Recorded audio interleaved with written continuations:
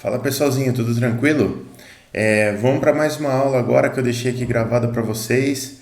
Então eu vou pedir umas coisinhas para vocês. Ó. Se vocês curtirem a aula, não esquece de deixar uma curtida aí no vídeo. Se você ainda não for inscrito no canal, por favor se inscreve, que isso daí vai ser bastante importante para mim e para você. Se ativar as notificações, nota 10, melhor ainda. Se curtir muito o vídeo, posta, manda para os seus amigos, compartilha com seus amigos. E se você tiver alguma dúvida, alguma sugestão, por favor, joga aí nos comentários aí embaixo, que eu vou ter o maior prazer de responder para vocês e até gravar novos vídeos a respeito, beleza? Valeu, galera, bora pro vídeo. Boa noite para vocês. Hoje nós vamos falar sobre o penúltimo dos protocolos que a gente vai ver nesse semestre aqui, que é o protocolo Modbus. Ele é bem conhecido. Muita gente trabalha com Modbus e vocês vão entender alguns motivos pelos quais o pessoal trabalha bastante com o Modbus. E ele é um protocolo muito interessante, porque ele é muito permissivo, assim, sabe? Ele usa umas tecnologias antigas, umas novas, é bem legal. E a gente vai ver um pouquinho também de controle de erro hoje. Eu já aproveitei que esse protocolo pode trabalhar com dois tipos de verificação de erro, que é a redundância cíclica e a redundância longitudinal. Eu vou explicar para vocês um pouquinho de como que funciona para calcular aquele byte ou aqueles bytes de verificação de erro de quando você tem redundância cíclica ou redundância longitudinal, que são dois métodos bem comuns de verificação de erro. Então vamos lá. Falando sobre o Modbus. O Modbus, ele é um protocolo de comunicação serial e ele foi inicialmente projetado para fazer a comunicação com CLPs. A definição mais forte desse protocolo, isso aqui que é a coisa mais interessante dele, é muito característico dele, é na camada 7, que é justamente a camada de aplicação do modelo OSI. Você tem outras camadas inferiores, na verdade tem uma implementação dele que é muito parecida com o Profibus, que não usa as camadas de 3 a 6, só usa 1 e a 2 lá para fazer o data link e a camada física, mas tem outra implementação que usa o protocolo TCP/IP também, por praticidade e tudo mais, então é bem bacana, a gente vai ver isso.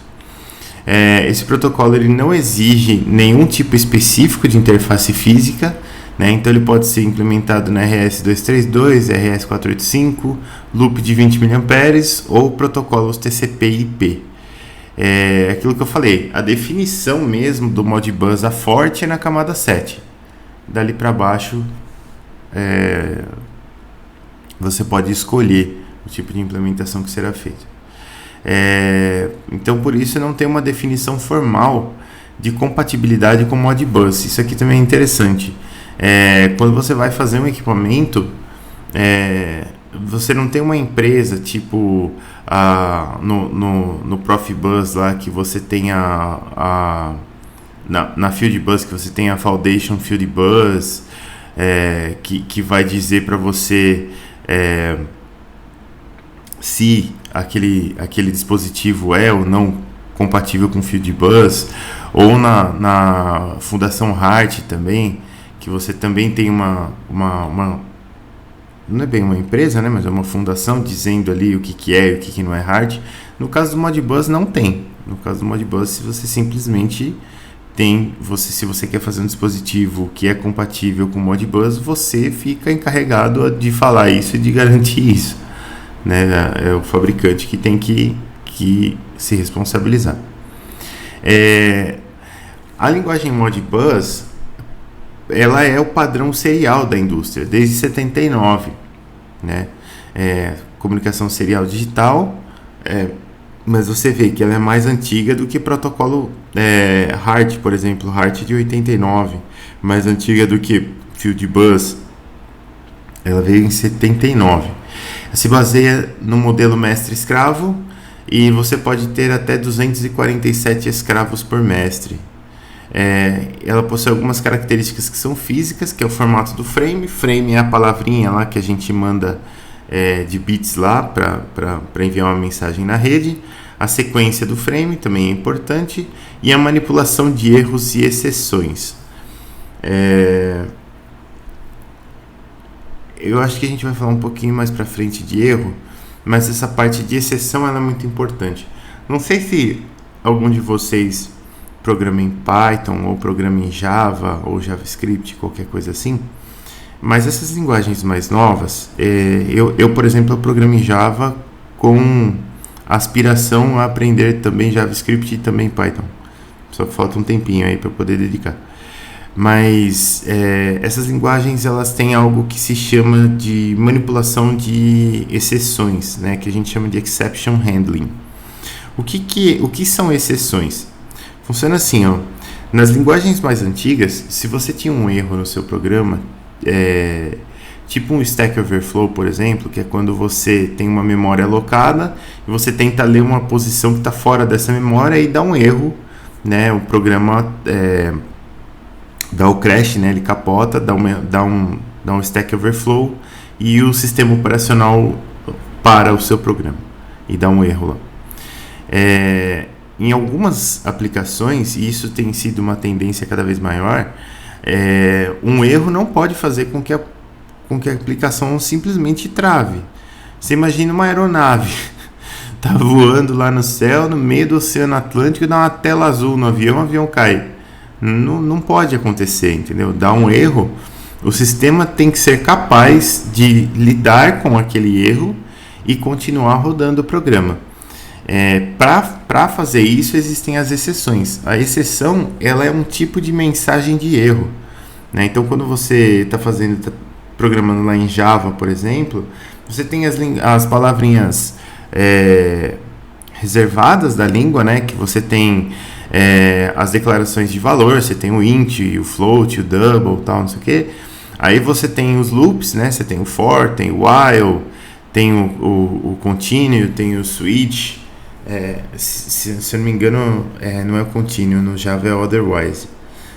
Mas tem o switch, tem o case, tem o otherwise e tal, que são todas aquelas palavrinhas que você digita no ambiente de programação, ela fica azul, né? Porque você não pode usar ela para outra coisa. E uma delas, olha, as duas delas são em Java, pelo menos o try e o catch. Então, quando você vai rodar um programa que pode retornar uma exceção, você não simplesmente roda ele, né? Você não simplesmente roda aquele método. Você dá um try naquele método. E quando você dá o try, ele executa. Se executar normal, beleza. Se der um erro, o programa vai jogar uma exceção, né? Ele vai dar uma mensagem de erro que é uma exceção. Essa exceção ela é pega pelo catch. Aí no catch você tem lá catch, exceção de, por exemplo, null pointer exception, que você tem um ponteiro nulo lá. Beleza, o que você vai fazer se o ponteiro for nulo? Aí você trata o erro dentro do catch.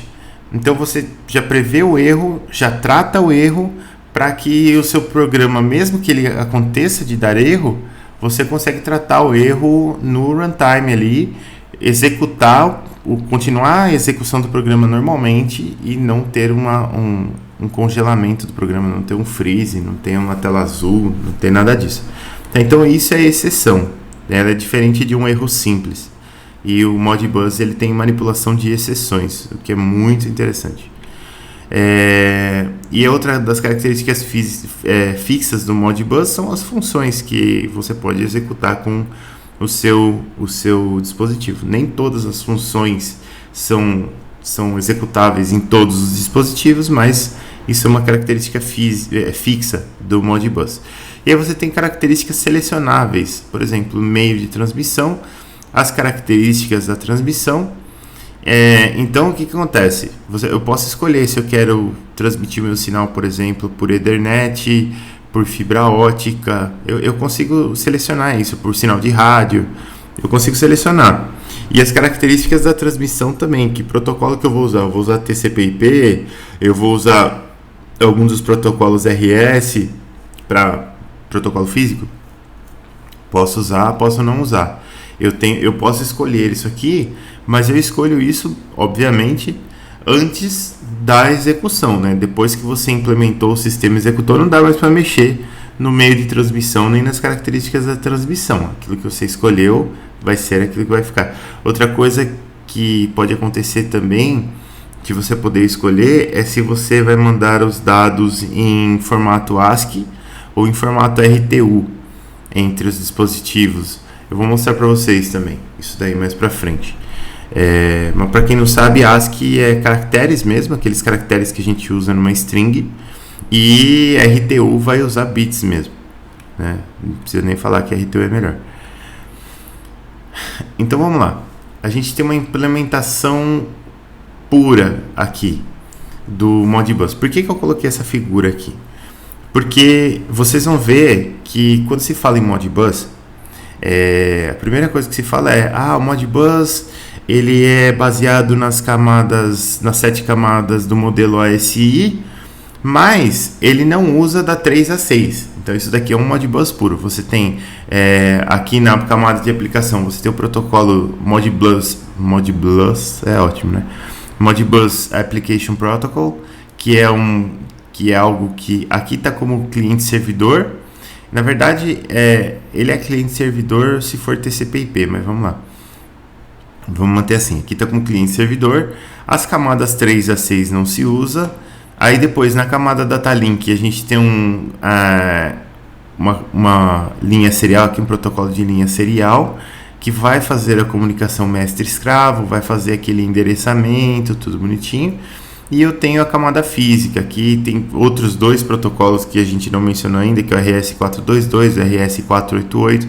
É todo o protocolo de par trançado, muda o cabeamento de como que você liga essas conexões, muda a questão de se um é alimentado, se o outro não é alimentado, dos detalhezinhos assim que não são tão importantes para a gente agora. Fala-se isso, mas aí fala assim: também tem o Modbus TCP/IP. Aí você fala: mas eu sei que o protocolo TCP fica na camada 4 e o IP fica na camada 3, e você falou que a 3 e a 4 não são usadas. Por isso que eu coloquei isso aqui. No protocolo, quando é o Modbus TCP, aí essas 2 camadas aqui são usadas sim, só não se usa a 5 e a 6.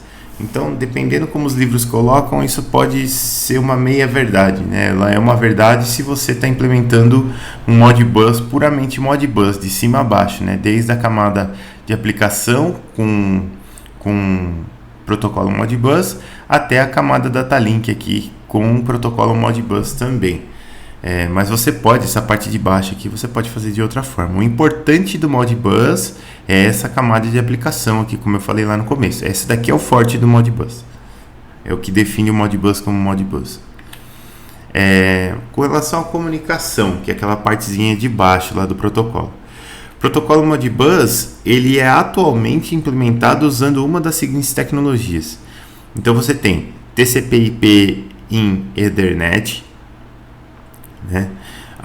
Transmissão serial assíncrona. Então, quer dizer que ela é serial assíncrona? Que ela não passa informação de clock quando ela está fazendo a comunicação serial. Ela não tem aquela codificação Manchester, nada disso.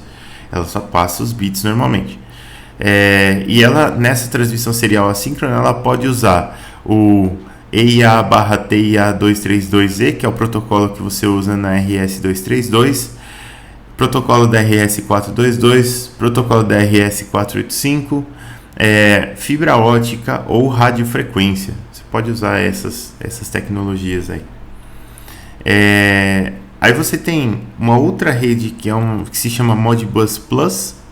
A Modbus Plus ela é diferente da Modbus normal, basicamente porque ela conecta várias redes Modbus em uma só, né? E ela tem um cabeamento diferente para permitir essas conexões, porque o Modbus comum ele não permite comunicação com mais de um mestre, né? Então, para você poder ter comunicação com mais de um mestre, comunicação com outras redes, essas coisas, é que foi feito o Modbus Plus, mas ele não é um protocolo aberto, mas para vocês saberem que existe. Aí a comunicação. Então, olha só, aquilo que eu falei para vocês. O importante do Modbus é o que? A camada de aplicação. A camada de aplicação vai ser sempre a mesma. Você tem algum modelo qualquer aqui que só usa as camadas 1 e 2 para comunicação e nem especifica o modelo. Aqui você tem o Modbus Plus e a camada física. Aqui você tem o Modbus mestre-escravo e o RS232 ou RS485. E aqui você tem Modbus no TCP/IP. Então você tem uma camada essa camada Modbus on TCP aqui, na verdade, ela fica na mesma camada do TCP. Aí você fica com TCP na camada 4, IP na camada 3, protocolo Ethernet na camada 2 e camada física Ethernet também, tá? Que aí você faz a conexão com aqueles cabinhos de rede, de 4 pares trançados e tal, tudo mais. Qualquer um das 4, ou se é que são 4 aqui, né? Qualquer uma dessas pode ser chamada de protocolo Modbus da mesma forma. Arquitetura. A arquitetura do Modbus, ela é particularmente interessante, porque hoje se faz assim: você pode conectar várias redes Modbus através de TCP/IP, né? E aí, se você tiver Modbus com diferentes implementações físicas, por exemplo, aqui eu tenho um Modbus Plus, aqui eu tenho um Modbus em RS485, aqui eu tenho um Modbus em RS232. Como que eu faço a comunicação desses caras que estão no TCP/IP com essas tecnologias aqui? Eu faço através desse gateway. Tá? O gateway, ele é um aparelhinho que ele converte protocolos, né? Então ele tem algumas questões de software nele. Se você precisa fazer de fato uma conversão mais pesada dos dados que estão sendo enviados, você pode fazer no gateway. E você tem uma parte elétrica também, né? Então, por exemplo, se você tem aqueles loops de 4 a 20 mA, você tem que ter aqueles terminadores. Então você tem uma questão elétrica de impedância aí que você tem que corrigir nos cabos, e aí você faz no gateway aqui também, né? Mas o gateway, ele vai basicamente conectar o que você tem de protocolo TCP/IP com as outras tecnologias aqui. É como se ele fosse mais ou menos um conversor, vamos dizer assim. Aí a gente tem as transações de comunicação. Isso aqui vai explicar como que o protocolo Modbus envia, né? Quais são as regras para envio e quais são as regras para recepção de mensagens. Então, como que esse protocolo faz essa comunicação? Ele faz assim, ó. Deixa eu até dar uma acertadinha na layout aqui. Ele faz assim, ó. Eu sempre vou iniciar a comunicação com o mestre. Então, o mestre vai começar a conversa com uma requisição e o escravo responde. E ele, como é que ele pode responder? Ou retornando o dado requisitado ou realizando a ação solicitada. Então, pelo que o escravo responde? Ele pode, por exemplo, realizar a ação que mandaram ele fazer, por exemplo, fechar uma bobina, por exemplo, ler um valor, alguma coisa assim, e aí ele vai retornar uma mensagem. Se ele, por exemplo, se eu mandei ele fechar uma bobina, um contato ali no relé, ele vai fechar o contato e devolver a mensagem indicando que ele fechou o contato apropriadamente, né? Aliás, ele indica várias coisas. Ele indica que ele recebeu a mensagem corretamente, entendeu, fechou e está devolvendo a mensagem. Mas pode ser que isso não aconteça, né? Que ele não realizou a ação apropriada. Aí também tem algo que ele vai fazer. O segundo é retornar a informação solicitada, né? Então, se eu peço uma informação para ele, por exemplo, ler a intensidade medida em um determinado sensor, ele também lê. E se nenhum desses dois deu certo aqui, ele pode informar o mestre também com uma resposta que a ação solicitada não pode ser realizada. Então, ele vai mandar uma exceção de volta lá, falar: opa, não consegui fechar a bobina aqui porque, sei lá, porque tem um dano aqui, porque o sinal está esquisito, porque não sei qual seria o motivo, mas ele consegue identificar. Aí você tem as mensagens de erro, que eu falei para vocês, são as exceções. O que a exceção ela vai ter? Ela vai ter o endereço do escravo correspondente. Na verdade, toda vez que o escravo responde a mensagem, ele manda o endereço dele de volta para o mestre saber que é ele que está respondendo. Então, a mensagem de erro ela vai ter o endereço do escravo correspondente, ela vai ter a ação que você solicitou para o escravo, ele vai devolver a mensagem com o código da ação que você solicitou e um indicativo do porquê essa ação não pôde ser concluída, né? Então, ele tem lá algumas... você sempre tem, depende muito do dispositivo, mas você sempre tem lá algumas coisas que você consegue verificar, né? Por que por que você não executou uma ação. E aí ele, num campo de dados lá da mensagem, ele vai tentar indicar o que aconteceu, por que não foi executada a ação que você pediu. Isso aqui é importante também, ó. O escravo ele vai ignorar mensagens que contenham erro. Então, se ele chegou uma mensagem lá, fiz a verificação de erro, putz, tem erro na mensagem, simplesmente ignora. E aí, lembra, a comunicação é mestre-escravo, né? Então, o mestre manda a mensagem e fica esperando uma resposta do escravo. Se o escravo ignorou a mensagem, ele não vai mandar uma resposta. E aí, o mestre, ele vai esperar um tempinho, a hora que der um timeout lá. O que é o timeout? Ele tem um tempo pré-programado, fala, não chegou mensagem de volta. O que eu faço agora? Manda de novo. Mestres podem se comunicar em dois modos. O modo unicast ou o modo broadcast. E os escravos não respondem a mensagens broadcast. O que é isso? Eu posso fazer a comunicação mestre-escravo normal. Então eu sou mestre, eu vou falar, olha, escravo número 7. Leia a temperatura do processo que você está medindo aí. Aí o escravo vai lá e manda a mensagem. E eu posso mandar uma mensagem do tipo broadcast. Eu posso, por exemplo, fazer um update de todos os relógios internos de todos os dispositivos. Então, o que eu vou fazer como mestre? Eu vou mandar um broadcast com o horário correto e não tem resposta para isso. O escravo, ele até pode fazer alguma coisa, por exemplo, acertar o relógio lá e tal, e ele não responde essa mensagem broadcast. Ele não responde. Tá?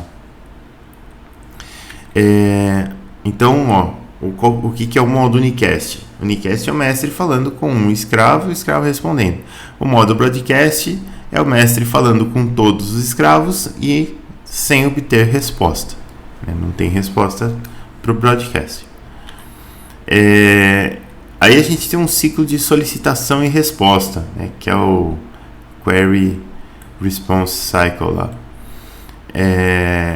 E aí funciona assim, ó. Sempre é o mestre que vai começar a comunicação e o escravo vai responder. A solicitação que vem do mestre, ela vai ter 4 partes. A primeira parte é o endereço. O endereço ele tem algumas particularidades. Por exemplo, ele vai de 1 até 247. Eu particularmente não sei dizer por que esse número e não 255, mas deve ter algumas coisas reservadas aí. Então ele vai de 1 até 247. A resposta do escravo possui o endereço do próprio escravo, como eu falei para vocês, para que o mestre saiba que escravo que responde. E ela não parte do 0, porque o 0 é reservado para broadcast. Então, quando eu mandar uma mensagem com o endereço 0, é para todo mundo. Depois o campo função. Aí o função ele vai de 1 até 255 e vai dizer a função que vai ser realizada pelo escravo. A resposta do escravo vai voltar com a mesma função que foi solicitada para ele, indicando que ele entendeu a mensagem, que não houve erro, que não houve nada de estranho no meio do caminho. E se voltar uma mensagem de exceção, o escravo vai usar um campo que é o campo de dados para descrever o erro. Ele vai manter o código da função igual e lá nos dados ele vai dizer o que aconteceu. O campo de dados ele é incluso nas mensagens, normal, e apenas quando necessário. Tem alguns comandos que eles não precisam de dados. Quando esse comando ele não precisa de dados, esse campo de dados é supresso. Você não tem nenhum campo de dados lá na mensagem. E aí o último campo é o campo de verificação de erros, né? E ela é uma verificação por redundância cíclica, se o Modbus estiver no modo RTU, ou uma verificação por redundância longitudinal no modo ASCII. Isso aqui se lê ASCII, tá? Eu já falo para vocês o que é. Vamos falar um pouquinho de verificação de erros primeiro. Redundância longitudinal. Esse aqui é bem simples mesmo. O que eu vou fazer? Eu vou pegar todos os bytes da mensagem e eu vou somar esses bytes, todos eles em um campo de 1 byte, né? Então, lembra, o byte tem 8 bits. Então, eu vou pegar os 8 bits, vou somar com os próximos 8, vou somar com os próximos 8, vou somar com os próximos 8, assim por diante, vou somando. Lógico que uma hora vai dar mais que 255 isso daí. Então, eu vou ter um estouro de capacidade, né? Eu vou ter aquele vai 1 que ia na casa 9 do byte. E esses estouros eles são ignorados, então você vai ter um número ali no seu byte que ele vai ser o resto da divisão da soma de todos os bytes por 255, na verdade, por 256, na verdade. Ele vai ser o resto dessa divisão. Então você simplesmente soma todo mundo e aquele vai 1 que iria na casa 9 você ignora e vai somando, vai somando, vai somando. Beleza. Depois o que você faz? Você vai pegar esse byte e você vai fazer FF menos esse byte para produzir o complemento de 1. Deixa eu perguntar uma coisa para vocês agora. Uma coisa rápida que pode ser que vocês tenham visto ou pode ser que vocês não tenham visto. Vocês viram essa representação de byte por hexadecimal com 2 letras assim? Vocês sabem fazer isso ou não?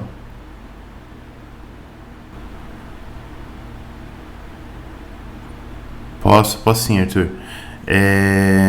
Eu estava perguntando aqui se vocês sabem fazer essa representação de byte com 2 caracteres hexadecimais. Aqui eu estou falando disso para subtrair de FF o resultado do byte para produzir o complemento de 1. E eu queria saber se vocês sabem fazer essa representação com 2 caracteres hexadecimais ou se não.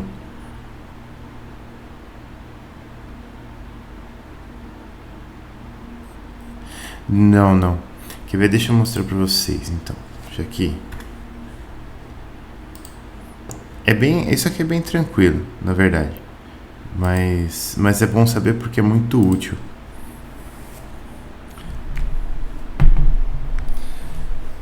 Deixa eu pegar aqui minha caneta. Oi.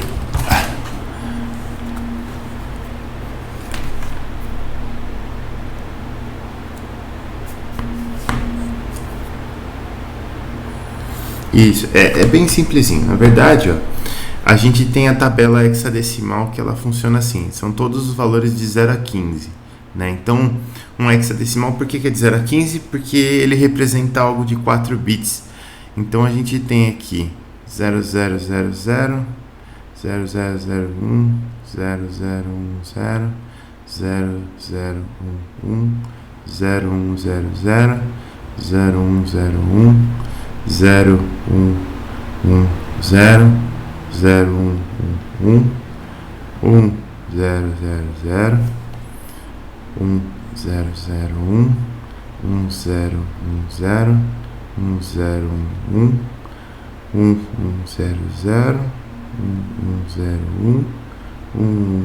110 e 1111.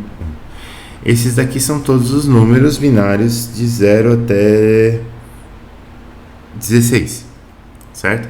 Como que eu represento isso aqui em hexadecimal? Eu represento isso assim, ó. Isso aqui é 0, 1, 2, 3. Até aqui tá normal, é os números mesmo. 4, 5, 6, 7, 8, 9 e 10. Aliás, 10 não, né, porra? Empolguei aqui. 7, 8 e 9. Beleza. E agora? Depois do 9, como é que você faz? Acabou os números. Então você vai A, B, C, D, E e F. Pronto. Maravilha. Isso aqui é uma forma mais simples de você representar um byte. Porque o que acontece? Um byte, ele é 8 bits, certo? Então, o que você tem para representar um byte?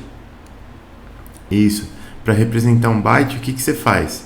Você, por exemplo, tem um byte lá, 1, 0, 1, 1, 0, 1, 1, 1, por exemplo. Esse byte aqui. Como que eu faço para representar ele rápido? Eu divido ele em 2, assim. Tuc, tuc, tuc, tuc, tuc. Aqui na primeira metade, o que eu tenho? Eu tenho 1, 0, 1. 1, 0, 1 é B. Aqui na segunda metade eu tenho 0, 1, 1, 1.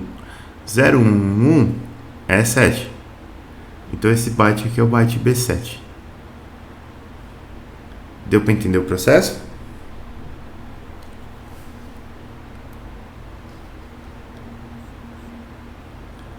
Isso.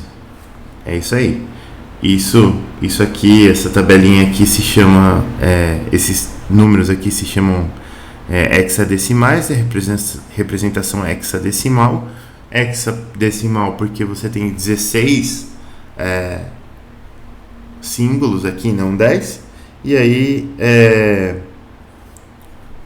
para representar um byte é muito fácil representar com 2 hexadecimais. Você consegue representar qualquer byte e fica uma notação curtinha, fica bem legal. Então, Então, o que vai acontecer aqui, ó? Voltando lá para nossa aula, a gente vai ter, primeiro, para fazer a redundância longitudinal, a gente vai somar todos os bytes, depois vai fazer FF menos o byte resultante aqui. FF, ele é o byte que tem tudo 1, né? Então, eu vou fazer tudo 1 menos o que der aqui, e no final das contas eu vou somar 1 para fazer o complemento de 2. Tá? É assim que eu calculo o byte de verificação quando eu estou fazendo redundância longitudinal. Beleza, processo bem simplesinho e direto. Você soma todo mundo, ignora os estouros, faz FF menos o que deu e soma 1 e já era. Bom, dá pra... Não sei se tem outro nome para isso, eu conheço isso como redundância longitudinal. Não vi outro nome para isso, pode ser que tenha. E aí tem a outra redundância, que é redundância cíclica. Essa é embaçadinha. Aqui o resultado, lógico, é um byte, né? Na redundância cíclica, acompanhe o processo. Olha só que coisa de maluco. Na redundância cíclica funciona assim, ó. A redundância cíclica, primeiro, você vai gerar um verificador de 2 bytes, né? Não é um verificador de 1 byte só, é um verificador de 2 bytes, que é o registrador CRC. CRC é de Cyclic Redundancy Check. Então você tem o registrador CRC aqui, que é o da redundância cíclica. Primeira coisa que você vai fazer é carregar tudo 1 nele. Então F, tudo nesse cara aqui. Beleza. Aí o que eu vou fazer? Cada mensagem ela vem byte por byte. O que eu vou fazer? Primeira coisa que eu vou fazer é um XOR entre o próximo byte da mensagem, que no caso aqui vai ser o primeiro ainda, e o último byte do registrador CRC e guardar o resultado nele. Então eu vou pegar o meu primeiro byte da mensagem, vou fazer um XOR dele bit a bit com esse FF aqui e vou colocar o resultado no lugar desse FF aqui. Então meu registrador CRC vai ficar com FF e qualquer coisa aqui na frente. Aí o que eu faço? Eu vou fazer um shift para a direita no registrador CRC. Então shift para a direita é empurrar todos os números uma casa para a direita. Aí você tem que entender o seguinte. Vamos parar aqui para explicar de novo. Você tem que entender o seguinte. Eu tenho lá... Vamos colocar um byte aqui, por exemplo. De meio e no meio. Beleza. Eu vou fazer... Eu tenho os números aqui nesse byte. Então, sei lá, 0, 1, 1, 0, 1, 0, 1. Pronto. Tá aqui meu byte. Como que eu faço o shift para a direita? Eu vou passar todo mundo para a direita aqui, ó. Esse vai para cá, esse vai para cá, esse vai para cá, esse vai para cá. Todo mundo vai pular uma casinha para a direita. Esse vai para cá. Esse 1 aqui, ele vai sair fora. Certo? Esse 1 aqui vai pular fora. E esse 0 aqui vai pular para cá e vai ficar faltando alguma coisa aqui. Então eu tenho que ver. Você tem uma denominação para 2 bits do byte, que são esse aqui, que é o MSB. MSB vem de Most Significant Bit. Quer dizer, é o maior bit aqui, né? Aqui eu estou representando 2 elevado a 7. E esse aqui é o LSB, que é o Least Significant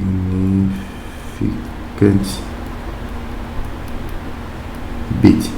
que esse aqui representa o 2 elevado a 0, que é 1. Então, agora que vocês já sabem tudo isso daqui, dá para entender o que estava acontecendo lá. Então, a gente estava aqui.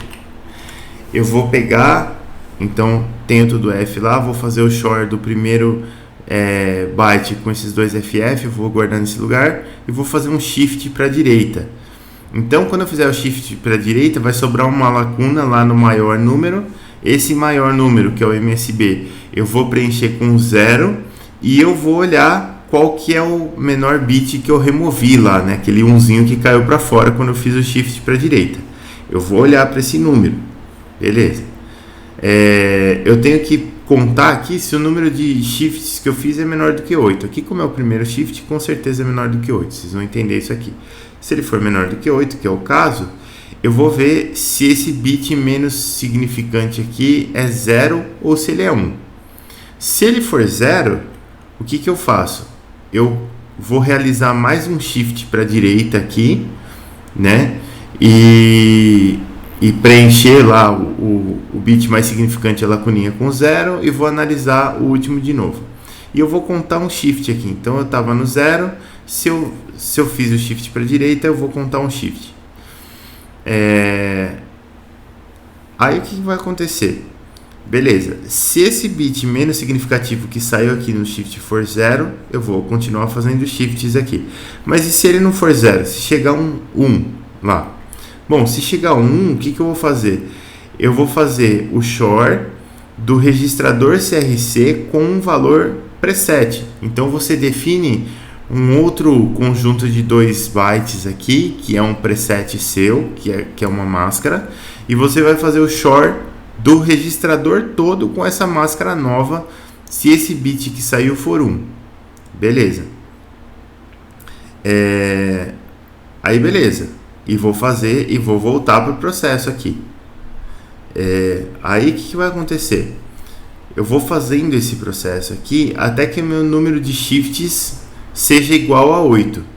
Né? Então, se esse número de shifts der 8, o que eu vou fazer? Eu vou procurar se tem mais bytes na mensagem. Se eu tiver mais bytes na mensagem, eu vou zerar o número de shifts e voltar para esse passo aqui. Então eu vou pegar um byte novo, que vai ser o próximo byte, vou fazer o short com os últimos 2 bytes aqui do meu CRC, aí eu venho para cá, eu faço o shift e tal, começo o processo tudo de novo, até eu realizar 8 shifts aqui no meu registrador. Bom, e aí eu estou verificando, vou fazendo isso até acabar a mensagem. Se não tiver mais bytes na mensagem, o que eu faço? Eu vou transmitir agora o byte menos significativo primeiro, do que sobrou lá no registrador. Eu vou pegar o byte menos significativo e vou mandar primeiro. Então, eu vou mandar o último aqui, depois o penúltimo, depois o outro, depois o primeiro. Tem que mandar ao contrário, além de tudo. Então, esse processo aqui é o processo de redundância cíclica. É um processo bem doidão assim, mas que funciona. Aí a gente tem a questão do PDU versus ADU. O PDU ele é a unidade de dados do protocolo aqui, né? Então você tem uma função nele e você tem os dados enviados na mensagem. Beleza, esse é como se fosse a unidade básica de comunicação do Modbus, no nível de protocolo, lá no nível de aplicação, no nível 7. E você tem a ADU, né? Vou até botar o desenho aqui já.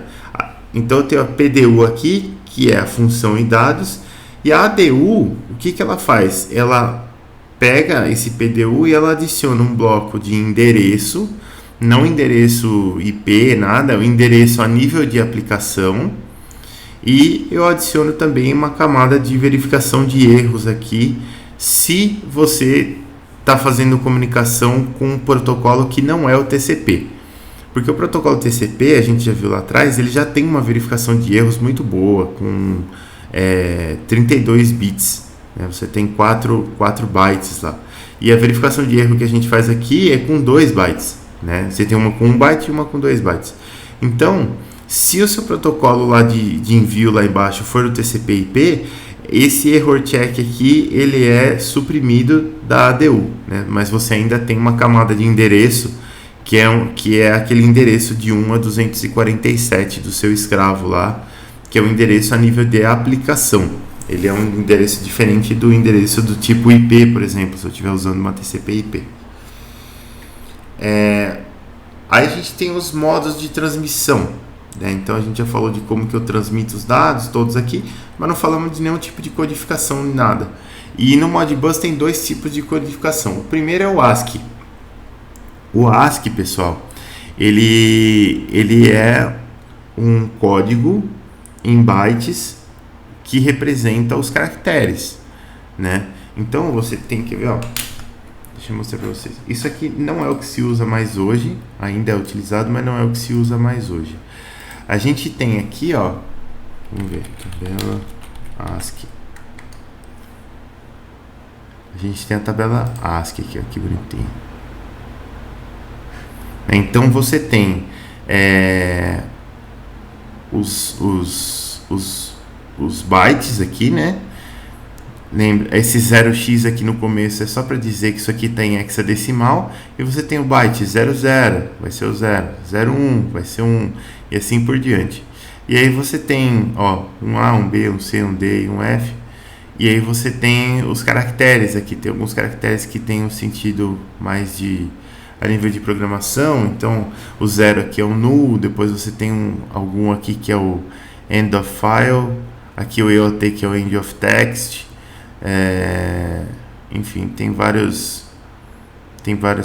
espaço, tal, tem os caracteres especiais aqui, tem os algarismos mesmo que a gente usa, ó, o 0 é o número 48, 1 é o número 49, assim por diante. O A, se eu não me engano, é o 65, eu achei que era o 63, não aqui. Mas enfim, mas a gente tem uma gama aqui de 256 caracteres que você pode utilizar. Isso aqui era padrão no passado, né, de caracteres, você tinha esses caracteres aqui. Hoje o padrão é maior, né? O padrão é um padrão Unicode, e aqui você tinha 16 bits, o Unicode é 32 bits, então você tem muito caractere que você consegue representar agora, bem caracteres de outras línguas e tudo mais, bem diferente e ainda assim padronizado. Mas isso aqui é a tabela ASCII. A codificação ASCII do Modbus ela é uma codificação meio entre aspas assim, cá entre nós, meio burra. Por quê? Porque a codificação do ASCII ela funciona assim, ó. Lembra os hexadecimais que eu falei para vocês? Ele vai fazer a representação hexadecimal com caracteres. Então, se eu tenho lá um byte que é aquele que a gente criou lá, que é o B7, então ela vai pegar o caractere do B, que está aqui, ó, caractere do B, que é o 98, e ela vai pegar ó, o caractere do 7, que é o 0007. Na verdade não, né? O caractere do 7 está aqui, ó, que é o 55. Então ela vai mandar esses 2 bytes aí para representar um B7. Então, na verdade, você está mandando 2 bytes para representar 1 byte, que é um negócio um pouco, vamos dizer,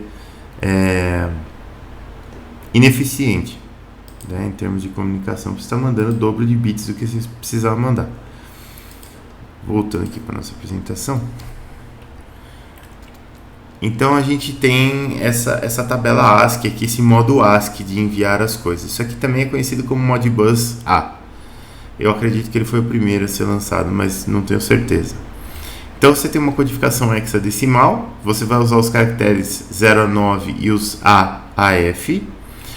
Você, em termos de bits por byte aqui, lembra, para eu enviar um byte, eu posso ter mais do que 8 bits, né? Lembra que em uns protocolos a gente já viu que tinha bit de start, bit de end, bit de paridade, e aqui não é diferente. Você tem no ASCII, no modo ASCII, você tem um bit de start, 7 bits de dados que vão mandar um caractere por vez, sendo o menos significante primeiro, então ele é enviado ao contrário, um bit de paridade e um bit de stop. E aí tem uma questãozinha aqui que se você não está utilizando verificação de paridade, aí você usa 2 bits para stop, só para ele ter o mesmo tamanho. Então você acaba tendo 10 bits por byte aqui enviado.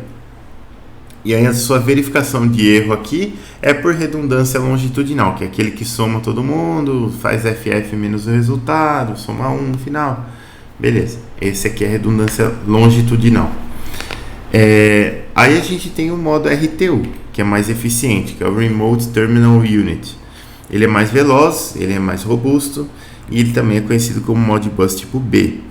Então a codificação dele é com 2 hexadecimais de 4 bits, então, ou seja, com 1 byte você manda a informação referente a 1 byte mesmo, que é maravilhoso. E em bits por byte, o que você tem? Você tem um start bit, 8 bits de dados, que vão ser 2 caracteres hexadecimais, mas você tem que mandar ao contrário, menos significante primeiro, um bit de paridade e um bit de stop. Então você tem aqui 1 com 8, 9, com 2, 11. Você tem 11 bits por byte de informação que você quer enviar. E a verificação de erro no modo RTU é por redundância cíclica, que é aquele algoritmozão mais complicado lá. Depois você tem a montagem dos frames, né? Então como que você monta o frame para você mandar a mensagem? No modo ASCII, você tem um caractere de início da mensagem, 2 caracteres que vão dizer o endereço da sua aplicação, que é de 1 até 247, então precisa de 2 caracteres. 2 caracteres para o código da função, que é de 1 a 255. Dados, que podem ser N caracteres. Aí depois você tem os 2 caracteres aqui para você fazer a redução, a verificação por redundância longitudinal. E 2 caracteres para identificar o fim da sua mensagem. No modo RTU, você tem algo que é um pouco diferente aqui. Ele coloca uma quantidade de bits aqui no começo que é 3 vezes e meia, que é na verdade pelo menos 3 vezes e meia a quantidade de comprimento de um caractere. Um caractere hexadecimal tem 4 bits. Então a gente teria aqui 3 vezes 4, 12, mais 2, 14. Teria pelo menos 14 bits no começo aqui para identificar que a mensagem começou e pelo menos 14 bits no final aqui para identificar que ela terminou. Depois eu tenho o endereço, que vai ser dado por 8 bits. O código de função aqui, que também é dado por 8 bits. Os dados, que são 8 que multiplica n bits aqui, porque vai vir tudo de 8 em 8. A verificação de erros por redundância cíclica, que, como eu falei para vocês, precisa de 16 bits para fazer. E aí o final da mensagem. Aí ó, que eu falei para vocês, quando você implementa o Modbus na TCP/IP, o que acontece? Essas 2 camadas aqui que falaram lá no começo que não usava, na verdade usa. O TCP está exatamente na camada 4 e a IP exatamente na camada 3, como de costume, né? E aí, como você está usando TCP/IP, aqui embaixo você usa Ethernet. E na camada física aqui é um cabinho coaxial de par trançado lá, 4 parzinho trançado e só alegria. Mas o importante no Modbus é isso aqui, ó. É esse aqui da camada de aplicação. Esse cara aqui que vai definir o processo como Modbus, o equipamento como Modbus. E aí para você montar o frame, então o que você tem? Quando você tem a camada TCP, você vai ter o endereço, a função e os dados, mas a camada de erros aqui é suprimida porque você tem o frame TCP, que vai colocar uma camada, aqui no cabeçalho, o protocolo TCP, ele tem lá 32 bits para você verificar se tem erro nos dados aqui. Os dados vão ser só esses 3 campos aqui. Tá? Então é isso que muda quando você tem TCP/IP, você não tem a verificação de erro aqui no final. Depois falando rapidamente um pouquinho de Modbus Plus, de novo, ele não é um protocolo aberto, ele utiliza cabeamento adicional para poder compartilhar as informações com várias redes Modbus, não apenas um mestre, então é para isso que serve, para você ganhar conectividade. Ele realiza a conexão entre redes Modbus individuais que estejam distantes. Aí, O frame da mensagem muda um pouquinho no Modbus Plus, né? Porque você precisa ter alguns endereços a mais. Você tem preâmbulo e tal, você tem um flag de abertura, um flag de fechamento, e você tem esse campo aqui do meio, que é esse campo MAC/LLC. Esse MAC/LLC, ele vem do protocolo TCP/IP, ele está lá na camada Data Link, ele está embaixo da camada IP, né? E ele faz um endereçamento físico mesmo. Então você pode ter um endereçamento aqui tanto por MAC quanto por LLC. Me parece que, até onde eu me lembro, o LLC ele faz uma parte da conexão lógica com o hardware, e o MAC vai fazer a outra parte da conexão lógica com o software. Por isso que você tem MAC/LLC aqui. Aí você tem os endereços, né? Endereço de destino, endereço do remetente da mensagem. Você tem a contagem dos bits aqui, tal. E aí tem mais outros campos aqui. Você tem o caminho que vai fazer do mestre até o destinatário. Você tem contador de roteadores, número de sequência, a trajetória de roteamento, e aqui só aqui no final que você tem o frame Modbus lá, sem verificação de erro, porque se você passou por um MAC, coisas assim, você com certeza passou por um TCP/IP, e aí você não precisaria de verificação de erro aqui. E aí, para terminar essa parte e para terminar a aula de hoje também, essa Modbus Plus é a comunicação nos trechos de rede. Então imagine um monte de redes Modbus normais conectadas entre elas. E aí, para você fazer a conexão entre os dispositivos, você tem que ter uma ordem para que cada um possa enviar a mensagem no tempo correto. E ela faz isso por um método de passagem de tokens. A rede Modbus foi a primeira rede industrial que implementou essa questão da passagem de tokens para você poder mandar mensagem. Então, basicamente, você fica com um tokenzinho rodando lá na sua rede, né? E esse token vai sendo passado de dispositivo em dispositivo. Então, quando o dispositivo recebe o token, ele pode enviar as mensagens que ele precisa enviar. E aí passa o token para o próximo manda, passa o token para o próximo manda, assim por diante. E basicamente é assim que funciona, é assim que é controlado o fluxo de mensagens da rede Modbus Plus. Tá? Na Modbus normal é mestre-escravo mesmo, o mestre vai falar, o escravo vai responder. É sempre assim. Como o mestre fala e ele fica esperando o escravo responder, então você não tem cruzamento de dados, né? Porque você tem cada agente ali da rede falando ou enviando mensagem uma vez, né? E aí quando o mestre manda mensagem, ele já sabe que ele está esperando uma mensagem de resposta. Então não tem essa necessidade do token. Mas quando você tem múltiplas redes conectadas, aí você precisa deixar um token em cada rede, e aí depois você faz a manipulação das informações que estão vindo de cada uma das redes para a rede principal Modbus Plus.